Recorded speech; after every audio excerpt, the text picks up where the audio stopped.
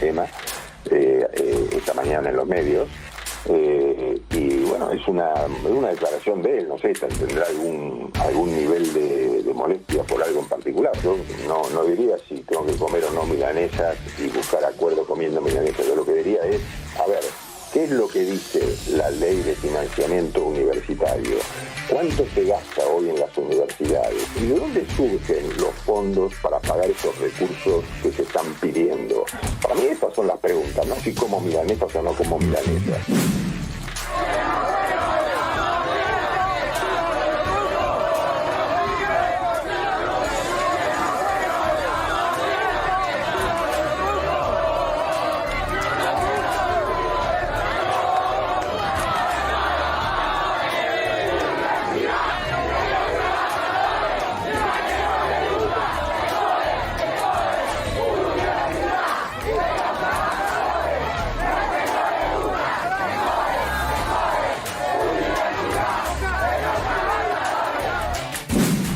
El Estado puede subsidiar a la gente que menos tiene para que acceda a esa educación privada.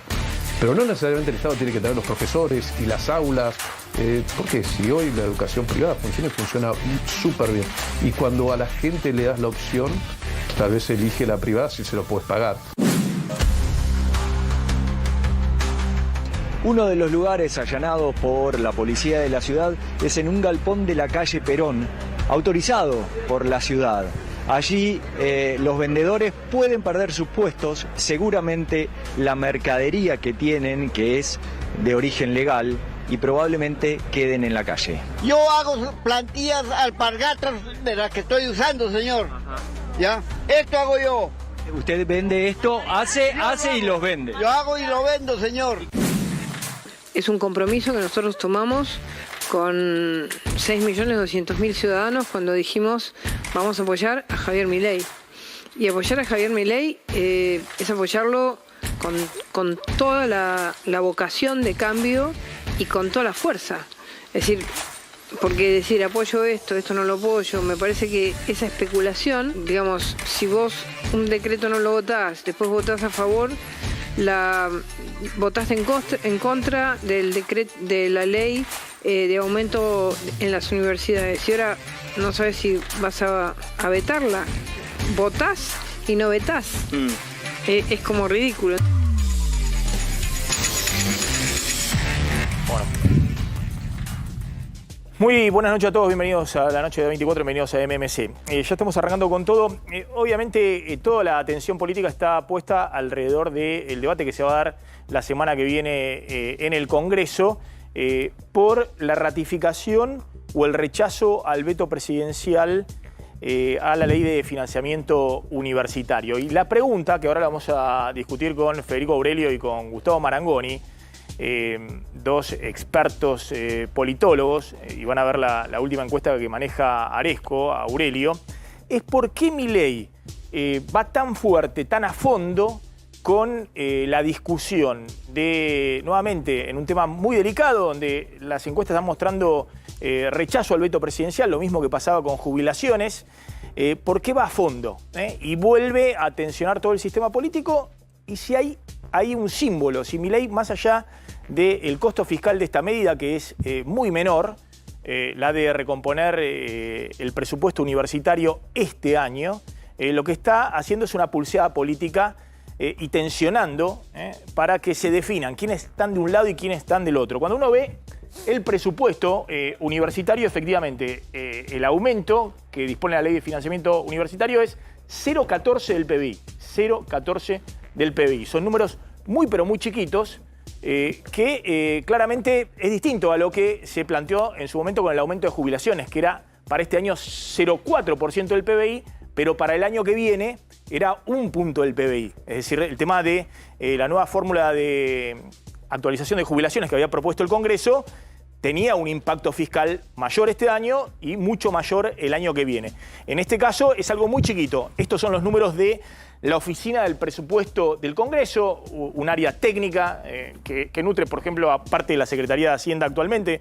El secretario de Hacienda viene de ahí, que plantea justamente que lo que votaron diputados y senadores es solo 0,14% del PBI 0,14% del PBI, y que, por ejemplo, la recomposición de salarios docentes y no docentes de la universidad es solo 0,08% del PBI, ni siquiera es el 0,1% del PBI.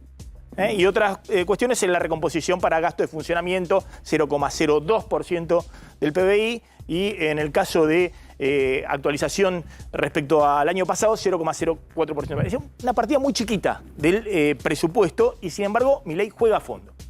Y la pregunta es ¿por qué? Porque el presidente se planta y tensiona todo el sistema político. No solamente está tensionando, obviamente, a los diputados y a la oposición que empieza a reorganizarse, sino, ahora va a contar Gonzalo, también al PRO, a Mauricio Macri. Hay enojo con el expresidente Macri en Casa de Gobierno por su silencio, porque no se ha definido respecto al veto presidencial hasta ahora. Y Patricia Bullrich, la veíamos hace un ratito, diciendo, bueno, definan, que el PRO defina de qué lado va a estar.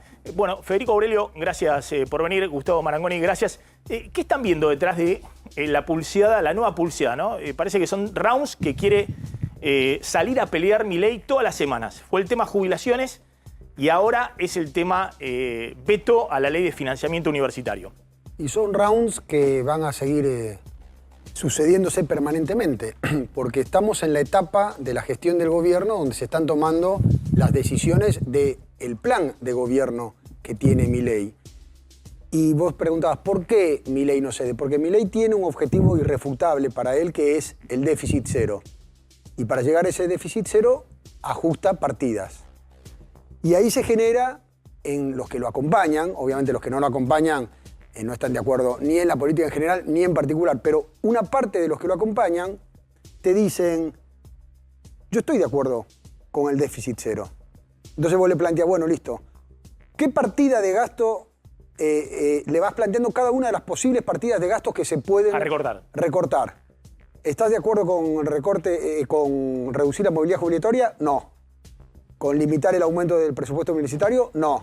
¿Con bajar los subsidios? No. ¿Bajar el sueldo de los empleados públicos? No.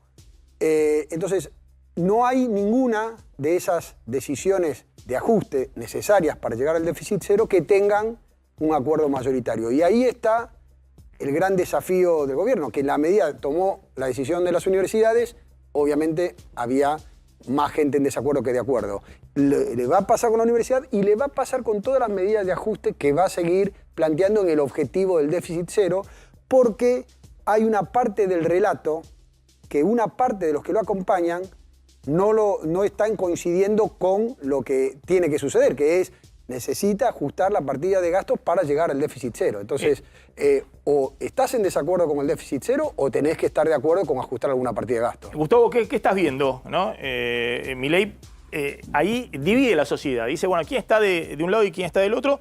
Aún en estas cosas que todos coinciden, incluso es parte del debate, ahora van a ver, del PRO, de que a diferencia de la ley de movilidad jubilatoria, el tema de las universidades no comprometía en lo más mínimo el equilibrio fiscal ni este año ni el próximo.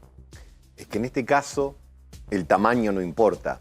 No importa si es el 0,1 del producto.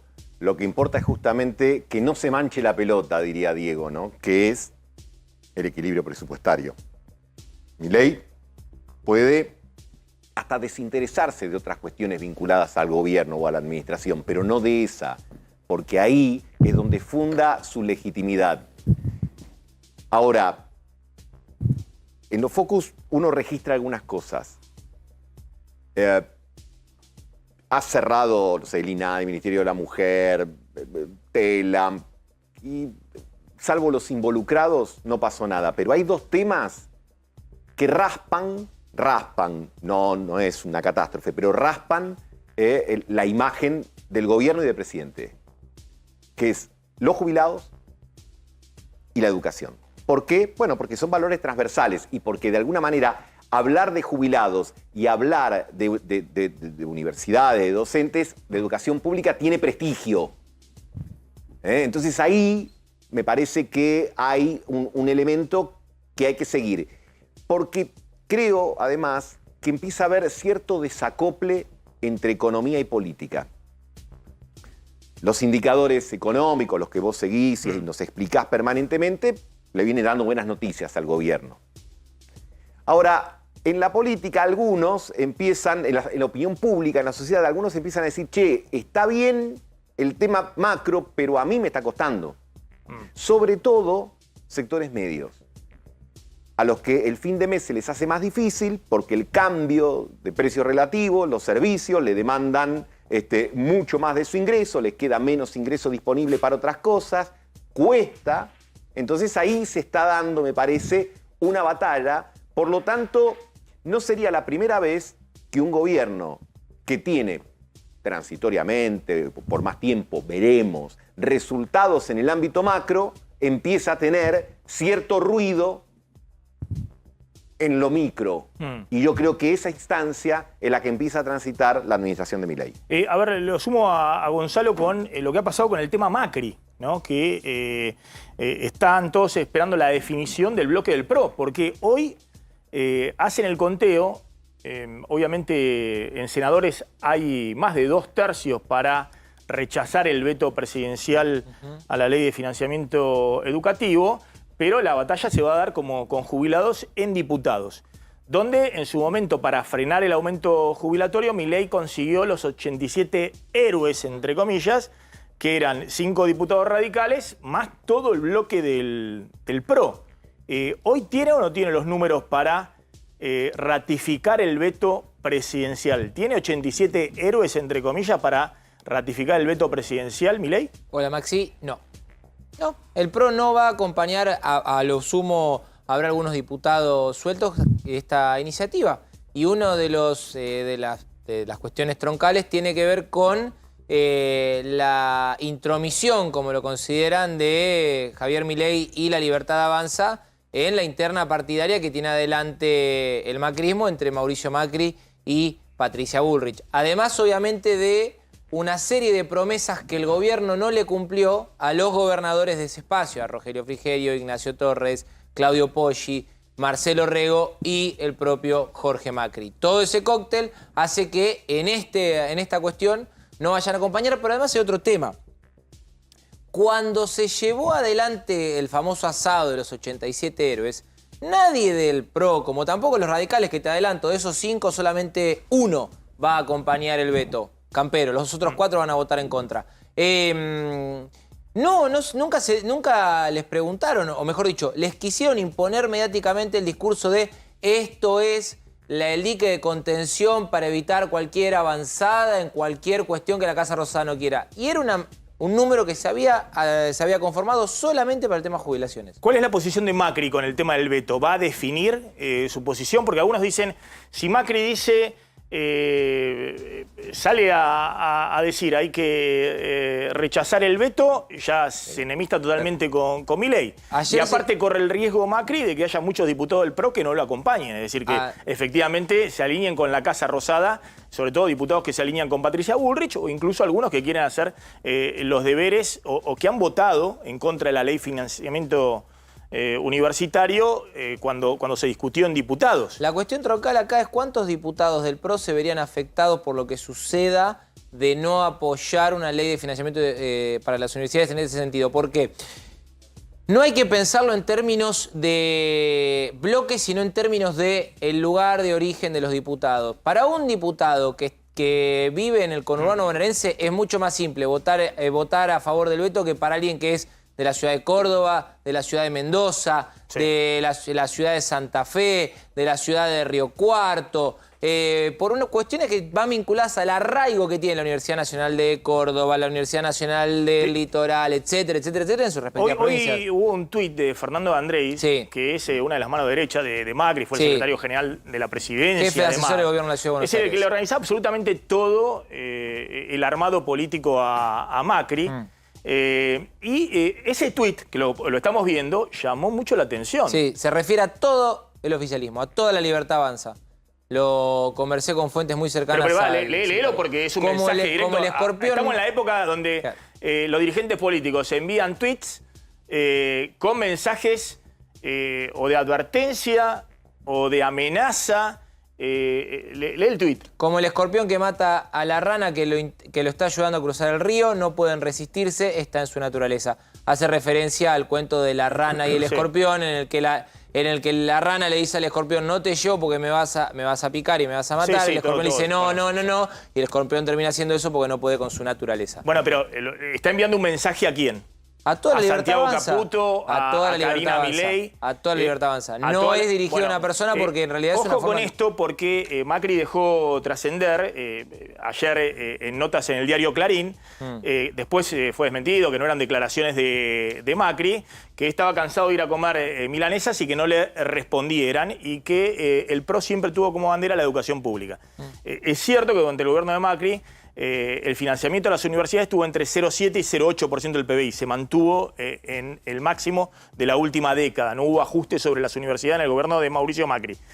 Y este año, con el ajuste de Milei, pasa a 0,5. Se vuelve al nivel de la década del 90 del financiamiento a las universidades nacionales, siendo que hay muchísimos más alumnos, porque la población crece al 1,1% anual, ¿no? Hay un ajuste importante y todavía mayor en el presupuesto 2025. Entonces, todos están viendo qué va a hacer Mauricio Macri. Fíjense lo que decía Guillermo Franco respecto a esto, de por qué Milei sostiene a rajatabla el veto a la ley de financiamiento universitario. La relación del expresidente Macri con el presidente Milei siempre ha sido buena. Leí las declaraciones de Macri sobre este tema esta mañana en los medios. Y bueno, es una declaración de él, no sé, tendrá algún nivel de molestia por algo en particular. Ahora, lo que me parece que no es la forma, no es la forma en que yo encararía el tema, ¿no? Yo no diría si tengo que comer o no milanesas y buscar acuerdo comiendo milanesas. Yo lo que diría es, a ver, ¿qué es lo que dice la ley de financiamiento universitario? ¿Cuánto se gasta hoy en las universidades? ¿Cuáles son los recursos que se piden? Digamos, no sé si el presidente Macri se ha preguntado sobre estos temas o no.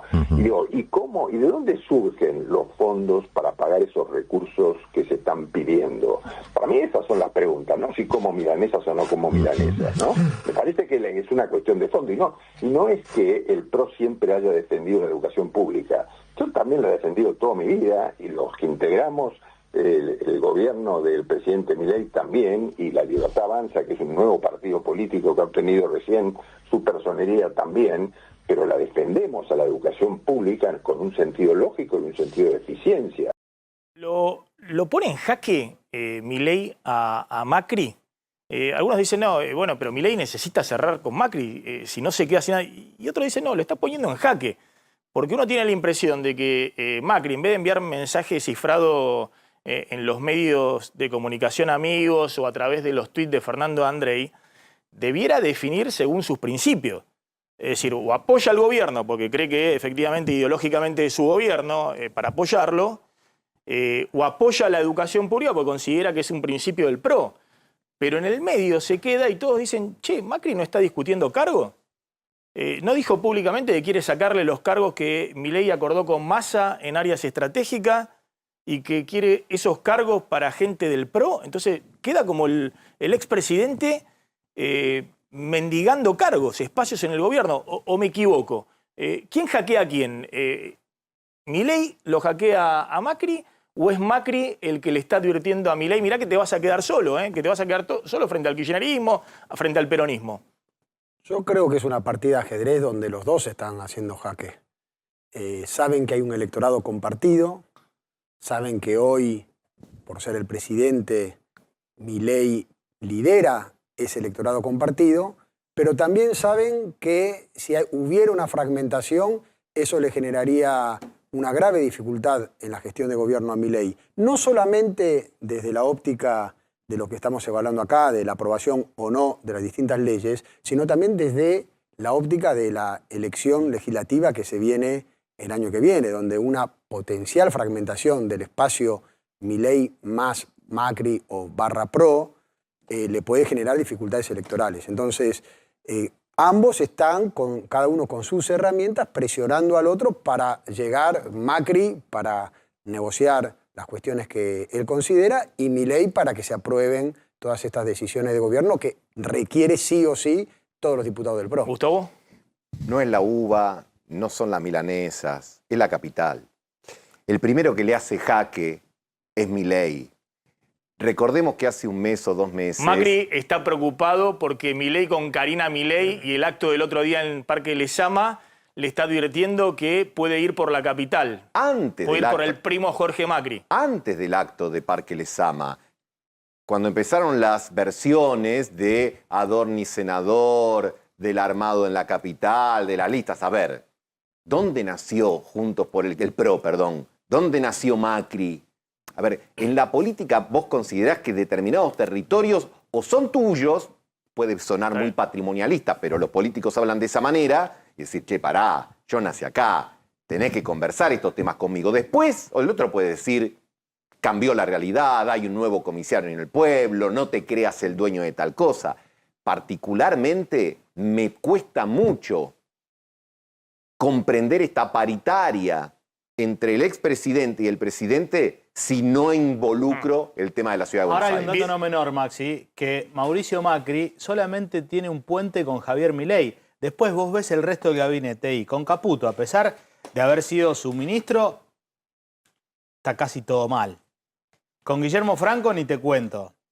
Con Patricia Bullrich ni hablar. Es decir, cuando vos analizás la posibilidad de que Mauricio Macri sea parte, si querés, de una especie de coalición de gobierno, es muy difícil imaginarlo cuando no tiene puentes con ninguno de los ministros ni ninguna de las figuras importantes dentro del gabinete. Hablan hasta con desprecio. Los tipos que estuvieron en el gabinete de Mauricio Macri lo recuerdan hasta con desprecio a Macri. Entonces no Caputo, se siente Sturzenegger, parte de ese colectivo. Ellos son Caputo, Sturzenegger. No, bueno, no quiero dar nombre porque no me parece, decir no me parece los tipos que adecuado. estuvieron en el gobierno de Mauricio Macri. Decime quiénes son. Y bueno, fíjate vos me lo estás nombrando. Yo no dije nada. Sí, Sturzenegger, por ejemplo. Caputo, Sturzenegger, Patricia Bullrich. Después no sé quién más bueno, tiene. Patricia Bullrich lo hace explícito. Todo el resto de la segunda y tercera línea son del peronismo no kirchnerista. Sí. Y alguno de kirchnerista. Bueno, ahí menos. Macioli más algunos... Bueno, ahí menos. Bueno, imagínate lo que puedo hablar. Está bien, pero te digo respecto a quiénes hablan con no lo desprecio quieren de a Macri. Los integrantes del gabinete no lo quieren a Mauricio Macri. No hay feeling ahí. Pregunto, no sé, qué sé yo. A ver, vamos a mostrar en un rato la encuesta de Aresco que está dando vuelta y que me parece está en línea con varias encuestas que muestran que ahí paga un costo político el presidente, o no. O en última instancia está muy confiado de que sostiene, en todo caso, el discurso anticasta, incluso con el tema universidades, incluso si llega a perder la pulseada por el rechazo o ratificación del veto en el Congreso. Aresco, que se distribuyó reservadamente, me imagino que está también en por del presidente, y lo que ve es que hay un rechazo del 55% que está tapando el graph, en desacuerdo con el veto presidencial, y un acuerdo del 36%. ¿No? Y dice, al igual que sucede con el tema movilidad jubilatoria, hay más argentinos apoyando la posición del Congreso con respecto al aumento del presupuesto de las universidades públicas y no la posición del gobierno nacional. En esa línea desacuerdan con limitar el presupuesto para lograr el déficit cero y con el veto del presidente en caso, bueno, ya se aprobó la ley y el presidente vetó. ¿Estos números lo hacen pagar un costo político a Milei o en última instancia el que acompaña a Milei tiene un objetivo principal, que es que la economía vuelva a crecer con baja inflación, y ese es el único objetivo por el cual se lo vota Milei? Ese es, con claridad, el principal objetivo, que la situación económica mejore. Cuando vos le preguntas al 48% que hoy, de acuerdo a nuestras mediciones, acompañan a Milei, hay aproximadamente un 37% que dice yo lo voy a seguir acompañando en estos próximos meses, aunque todavía no vea la recuperación de la economía. Pero hay un 10% que lo supedita a la recuperación de la economía. Esos que entran en duda son los que pueden ver deteriorado su acompañamiento al presidente cuando ven algunas decisiones que no están del todo de acuerdo, como fue lo de la movilidad jubilatoria o como es el tema de las universidades o como representa todos los meses cuando reciben las boletas de los servicios públicos que, producto de la reducción de los subsidios, aumentan incesantemente. Entonces, estas cuestiones, las universidades, el tema jubilatorio, que es un tema muy sensible para la sociedad, y las otras cuestiones económicas producto de las decisiones que está tomando el gobierno son los que pueden generar más dudas aún dentro de los que acompañan, ¿no? Dentro de los que acompañan, que supeditan ese acompañamiento a la economía. Bueno, por eso, en medio de todo esto, hoy el dólar blue bajó por debajo de los 1.200 pesos, 1.195 pesos. Está funcionando muy bien el blanqueo en términos de crecimiento de depósitos en dólares, más de 12.000 millones de dólares de depósitos en el sistema financiero desde el 15 de agosto. El sistema de los depósitos en dólares está generando también que se vendan dólares para pagar el anticipo y la consolidación de bienes personales. Hay un régimen anticipado de pago para contribuyentes más importantes, y eso está generando un círculo virtuoso desde el punto de vista financiero. De hecho, lo que se están preguntando todos es, bueno, ¿a dónde van ahora esos 12.000 millones de dólares que se depositaron en el sistema financiero? Hasta ahora, como ven en el gráfico, se están manteniendo en las sucursales de los bancos, porque los bancos están viendo si ahora a partir de octubre, que se pueden retirar, la gente los retira. Los 2 primeros días de octubre, la información del Banco Central es que salieron muy poquitos depósitos en dólares. Se fueron nada más que 200 millones de dólares. De los 12.800 que ingresaron, se fueron 200 millones de dólares. Es decir, muy poquito que la gente blanqueó, hasta 100.000 dólares sin costo, y a partir de octubre se lo llevó a la casa. Entonces, lo que muestra ahí es que hay dos opciones. Una es que los bancos, ya confiando en que no lo van a ir a buscar, lo pongan ahí donde dice encajes, esa columna que creció nada más que 1.300 millones de dólares, eso puede crecer 5.000 millones de dólares, 6.000 millones de dólares. Y eso hace crecer las reservas brutas del Banco Central. Y a su vez, la columna más chiquita, la columna negra, son los préstamos. Los bancos están seguros que el depositante no va a ir a retirar esos depósitos. Una parte lo encaja, lo guarda en el Banco Central, en la mitad, y la otra la presta a los exportadores, lo que se llama prefinanciación de exportaciones. Para eso venden los dólares, le da los pesos al exportador, y esos dólares el Banco Central recompone sus reservas netas. Es decir, que todos están viendo con atención si eso genera un círculo virtuoso, que consolide no solamente que el dólar se pueda mantener en estos niveles bajos hasta fines de año, sino que también que el Banco Central empiece a acumular dólares en este momento por efecto del blanqueo. Esto, de alguna manera, alivia políticamente, también lo reposiciona Milei, donde todos están esperando la recuperación económica, que viene muy lenta, algunos sectores, heterogéneos y demás. De alguna manera, con el dólar tranquilo, también Milei tiene un piso, si se quiere, en la pérdida en la opinión pública, en las encuestas. Creo que él sabe que necesita el plus del dólar tranquilo. Porque el dólar tranquilo ya de alguna manera la sociedad lo tomó. Dijo, listo, ya lo tengo. Ya está, no estoy todos los días mirando la placa a ver si subió 300. Ok. Y creo que el presidente lo entiende cuando dice, a partir de ahora van a venir solo buenas noticias. ¿En qué está pensando? En la economía real.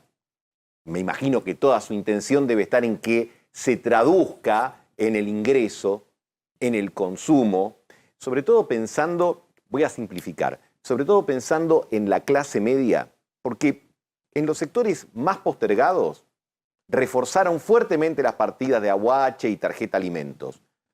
La punta de la pirámide generalmente tiene, digamos, bastantes elementos para sobrevivir, pero los sectores que se encuentran más afectados, que aún apoyando al gobierno dicen, che, a mí me está costando, yo quiero que se acerque la luz, no que se aleje, que se alargue el túnel. Entonces me parece que ahí es donde Milei está poniendo el eje. Bien, ahora vamos a hablar un poquito de Cristina también volviendo al escenario. En medio de todo esto, de la dirigencia política en la oposición, la que reaparece es Cristina, y están de alguna manera distintos dirigentes del kirchnerismo pidiendo Cristina presidenta del PJ. Es decir, el cargo más importante del peronismo. Entonces uno dice, bueno, ¿es un escenario ideal para Milei o es una preocupación por delante que aparezca en la oposición de nuevo Cristina como líder de la oposición? Descubrí un nuevo... Buenas noches. Bueno, realmente no es una noticia muy agradable para dar, porque el gobierno nacional acaba de informar que cerró 2 áreas muy sensibles del Hospital Laura Bonaparte, aquí en Parque Patricios. Estamos hablando del área de guardia y de internación. El Hospital Laura Bonaparte es el principal servicio de asistencia nacional en términos de salud mental y atención a las adicciones. Reitero, comienza el gobierno nacional a cerrar estas dos áreas, pero los trabajadores, tanto profesionales como empleados, que son 650 de este hospital, están denunciando que el plan del gobierno es cerrarlo definitivamente. El 20 de septiembre, Manuel Adorni, el vocero presidencial, había informado en conferencia que estaba la probabilidad de que el hospital pasara a manos del gobierno de la ciudad de Buenos Aires. Sin embargo, en los últimos días, ese plan evidentemente quedó descartado y ahora el gobierno nacional comienza a cerrar por áreas este hospital, reitero, que es señero en atención de salud mental y en adicciones. Los empleados, los trabajadores, como vemos, están en asamblea. Pasarán la noche aquí y muy probablemente todo el fin de semana porque ellos creen que el lunes es el día D justamente de este hospital, un edificio que data de fines del siglo XIX, que es el ex Cenarezo y que fue durante gran parte del siglo XX el hospital señero en atención a enfermos de tuberculosis. En estos momentos, trabajadores, empleados y también pacientes, acompañados por legisladores, tanto del índole nacional como de la ciudad de Buenos Aires. Es el caso de Mariano Recalde, senador nacional por la ciudad de Buenos Aires, que está aquí acompañando justamente la protesta, muy significativa. Nos decía un empleado recién, senador, que sería la primera vez en democracia que, si se da, se cierra un hospital público. Sí, es un acto más de irracionalidad, de brutalidad. La verdad que un día para el otro cerrar un hospital nunca se ha visto en democracia. Hemos tenido grandes conflictos por hospitales que estaban terminados y no se abrían, pero cerrar un hospital abierto, un hospital que brinda salud mental, que tiene 700 trabajadores de la salud que no saben cuál va a ser su futuro, que tiene ciudadanos internados con problemas de salud mental, es inexplicable. Es, la verdad, un paso más en esta idea que la verdad la contó Javier Milei explícitamente, ¿no? Que es un topo que viene a destruir todo lo público, viene a destruir el Estado desde adentro, y esto es destruir el Estado. Es que haya menos universidades, que haya menos hospitales, que haya menos transporte público, van poco a poco destruyendo todo y la gente está viviendo cada vez peor. Hoy nosotros venimos desde distintos partidos, hay representaciones de todos, a acompañar a los trabajadores que están muy angustiados porque no saben cuál va a ser su futuro. Maxi, está escuchando. A ver, simplemente, Recalde, ¿cuál es la información que hay para ¿Qué tal, Maxi? ¿Qué tal? A ver, ¿cuál es la información que hay respecto a este hospital? Digamos, ¿por qué está en un procedimiento de cierre o cuál fue la información que transmitieron desde el Ministerio de Salud o el Ministerio de Capital Humano? ¿Cuál es la información que hay? Digo, para tratar de llevar en todo caso tranquilidad y ver cuáles son las alternativas de funcionamiento. Como te decía recién, concretamente solamente el cierre de la guardia y de la internación, pero informalmente les han comunicado, y creo que fue el director del hospital, que están pensando en el cierre total de este hospital, que no es incoherente con el resto de las políticas que viene llevando adelante Milei, es esperable, es creíble, y por eso tanta preocupación y tanta gente hoy acá acompañando a los trabajadores del Hospital Bonaparte. No, está bien, pregunto porque efectivamente había un ajuste presupuestario pero muy importante, pero hasta ahora no se había anunciado algún cierre de un hospital, y el gobierno de hecho se ha cuidado mucho con la cuestión social, ha duplicado la asignación por hijo, es decir, ha puesto dinero donde cree que son socialmente muy sensibles. Bueno, evidentemente acá no, y el tema que está ya en la agenda pública, está en todos los medios y no ha habido ningún funcionario que haya salido a desmentirlo. Por el contrario, sigue vigente esta idea de cerrar las guardias. Hoy nos decían algunos trabajadores que no atendían, no dejaban pasar a pacientes. 7.000 pacientes por año. No, es un hospital que brinda un servicio importantísimo, fundamental, en un barrio del sur de la ciudad de Buenos Aires, que tiene muchas necesidades y al que cada vez más gente acude, porque a medida que el ajuste avanza, muchos dejan de tener trabajo y pierden la obra social, no pueden pagar la prepaga, y el hospital público es quien garantiza la salud. Recalde, gracias, muy amable. Gracias, Gabriel Prosperi. No, gracias a vos, Maxi, un abrazo grande. Gracias.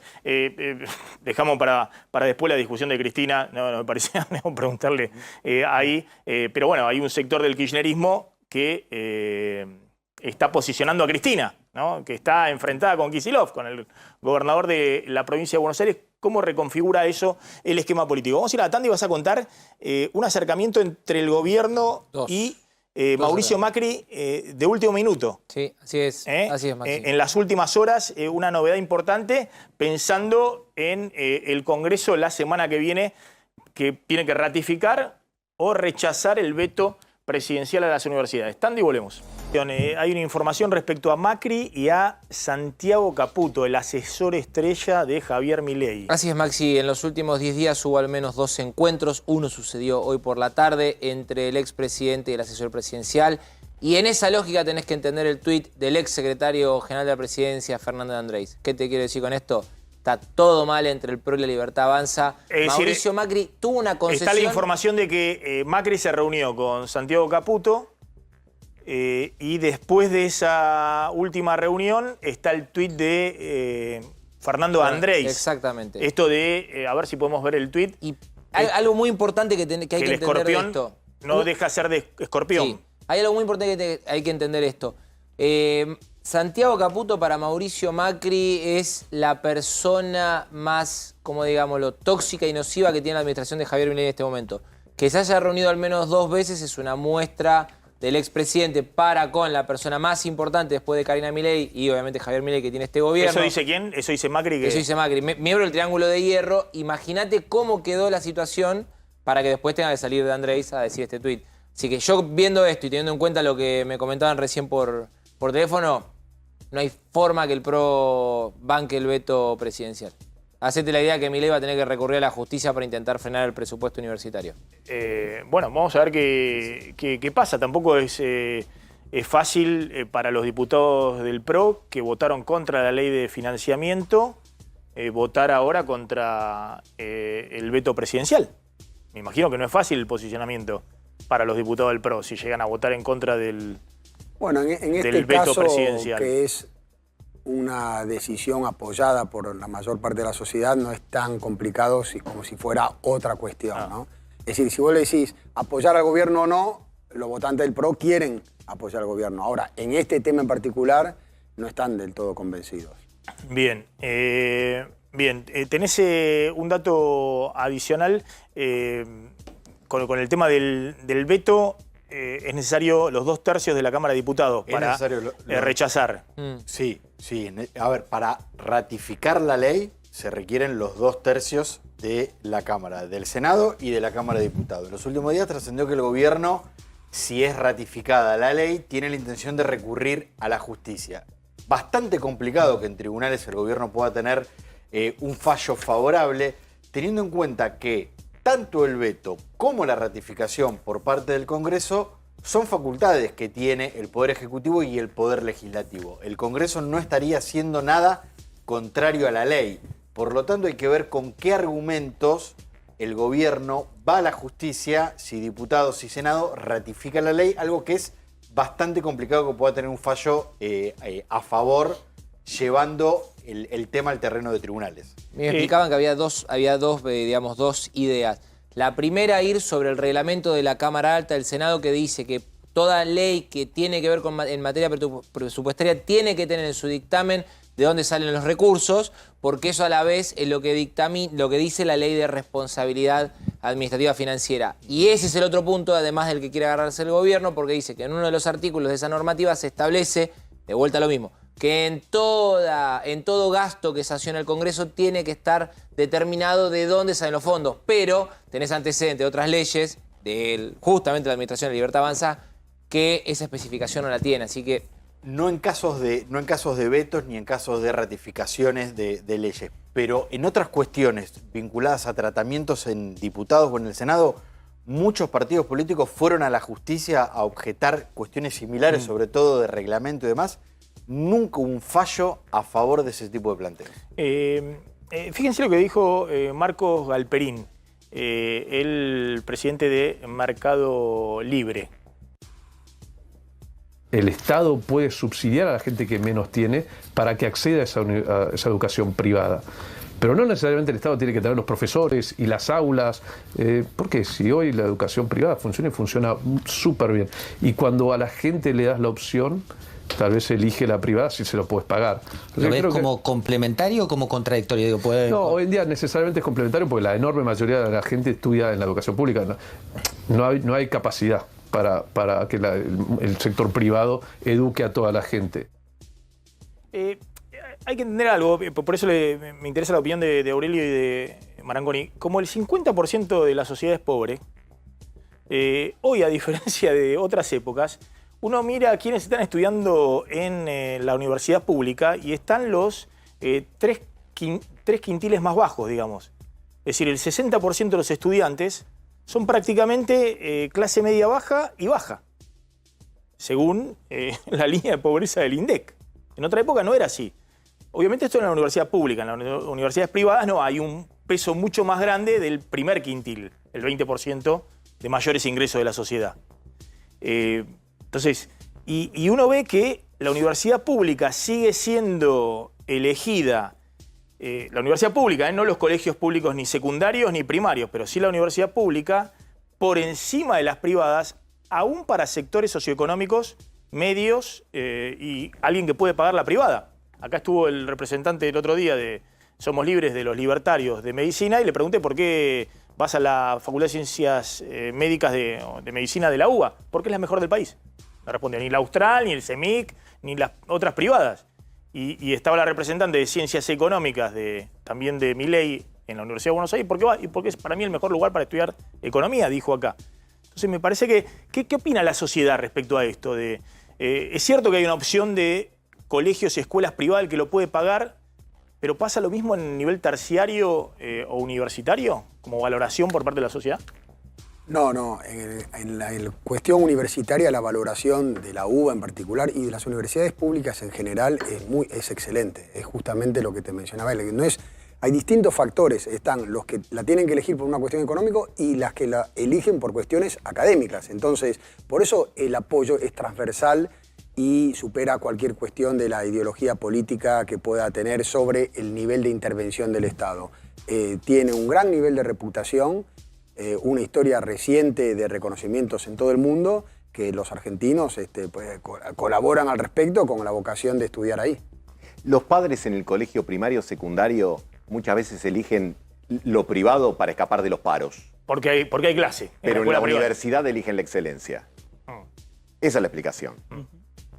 Entonces, muchos padres que dicen, no, mira, yo necesito que el pibe tenga clase de lunes a viernes porque me genera una complicación la cantidad de paros que suele haber en la educación a nivel provincial. Pero ese ya no es un problema a nivel de la formación superior. Sí. Y ahí es donde talla lo que decía Federico. Es muy interesante.